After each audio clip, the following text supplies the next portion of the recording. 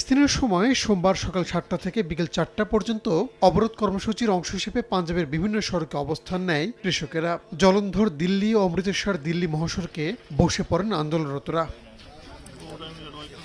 কেন্দ্রীয় সরকার দাবি না মানায় সংযুক্ত কিষাণ মোর্চা ও কিষাণ মজদুর মোর্চার ডাকে এই অবরোধ কর্মসূচি পালন করে ভারতের পাঞ্জাব ও হরিয়ানার আন্দোলনরত কৃষকরা। বিক্ষোভের কারণে বাতিল করা হয় বহু ট্রেন, রাস্তা বন্ধ থাকায় যান চলাচলও ব্যাহত হয়। এতে বিপাকে পড়েন লাখো মানুষ।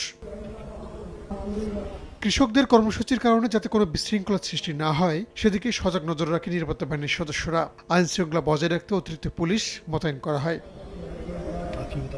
ফসলের ন্যূনতম সহায়ক মূল্য, কৃষি ঋণ মওকুফ, পেনশনের ব্যবস্থা ও বিদ্যুতের বিল না বাড়ানো সহ 13 দফা দাবিতে আমরণ অনশন শুরু করেছেন কৃষকরা। দাবি আদায় না হওয়া পর্যন্ত কর্মসূচি অব্যাহত রাখার ঘোষণা দিয়েছেন কৃষক নেতারা। আমরা যোদ্ধা, আমাদের নেতা তার জীবনের সঙ্গে লড়াই করছেন। তার শরীর দুর্বল হতে পারে, কিন্তু মানসিকভাবে তিনি বেশ শক্ত।